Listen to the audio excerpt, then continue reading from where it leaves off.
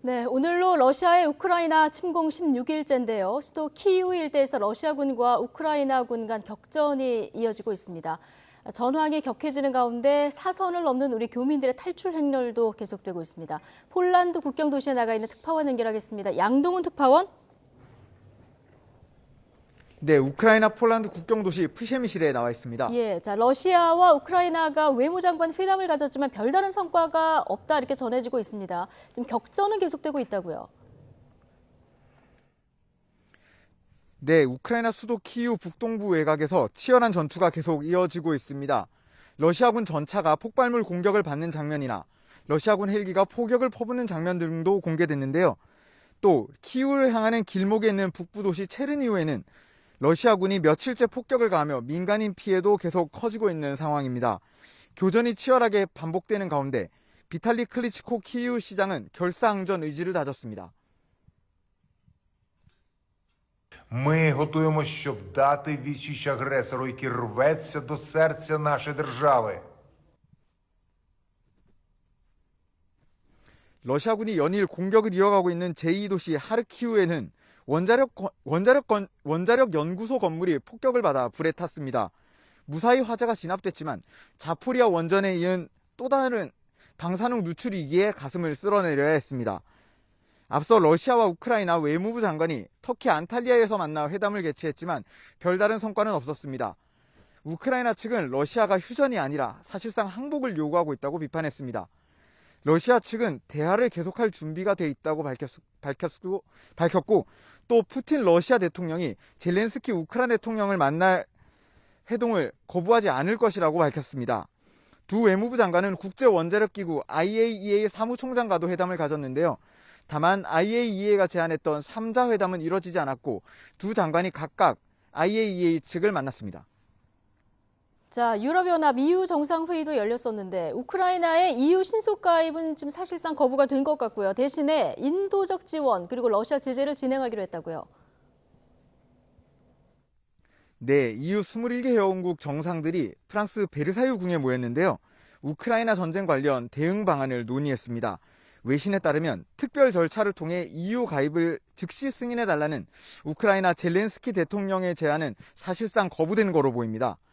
EU 가입 절차가 오래 걸리는 데다 가입 협상을 개시하기 위해서 27개 회원국 전체가 동의해야 돼서 사실상 승인이 어렵다는 이유 때문입니다. 대신에 우크라이나와 유대를 강화하고 인도적 지원을 강화해야 한다는 겁니다. L'adhésion de l'Ukraine à l'Union européenne, ça n'est pas pour demain.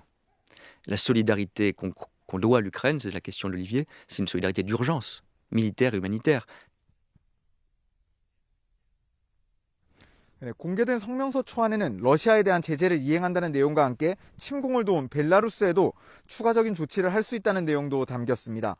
EU 이외에도 각국에서 사태 해결을 위한 논의와 노력들이 계속되고 있습니다. 카멀라 해리스 미국 부통령은 러시아의 침공으로 탈출하거나 집을 잃은 우크라이나 국민들을 위해서 인도적 지원을 추가한다고 밝혔습니다. UN 세계 식량 계획 WFP를 통해 식량 등을 지원할 방침인데요. 지원 규모는 총 5,300만 달러, 우리 돈으로는 651억 원어치에 달합니다. 올라프 슐츠 독일 총리와 에마뉴엘 마크롱 프랑스 대통령은 블라디미르 푸틴 대통령과의 통화에서 휴전과 협상을 촉구했습니다. 지금 탈출 행렬도 계속되고 있는데 우크라이나 수도 키이우에서 탈출한 교민 YTN 취재진이 단독 인터뷰를 했습니다. 어떤 얘기들 하십니까? 네, 폴란드 도로비초크에 있는 국경 검문소로 입국한 정재근 씨 가족입니다. 정 씨 가족은 우크라이나 수도 키이우에서 서쪽에 있는 도시 르비우를 거쳐 폴란드로 대피했습니다. 키이우에 수십 년 살아왔지만 매일 포성이 들리고 집 근처까지도 포탄이 떨어지자 대피를 결심했습니다. 정 씨 어머니는 우크라이나인인데요. 정 씨는 우리 군 복무도 마친 바 있습니다. 정 씨가 하는 이야기를 직접 들어보겠습니다.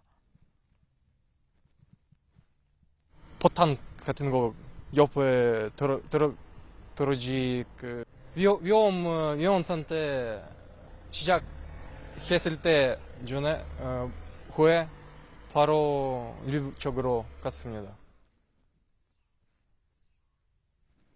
우크라이나 내부 경계도 삼엄해지면서 대피하는 길도 평소보다 훨씬 힘이 들었습니다.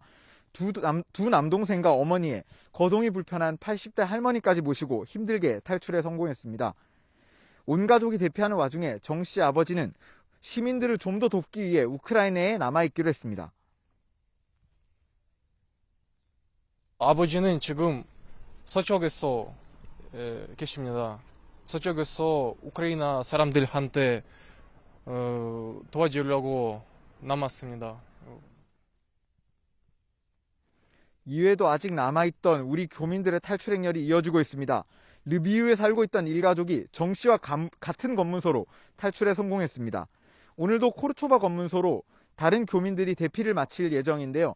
이들까지 무사히 대피할 경우 우크라이나에 남아있는 우리 교민은 20명대로 줄어들게 됩니다.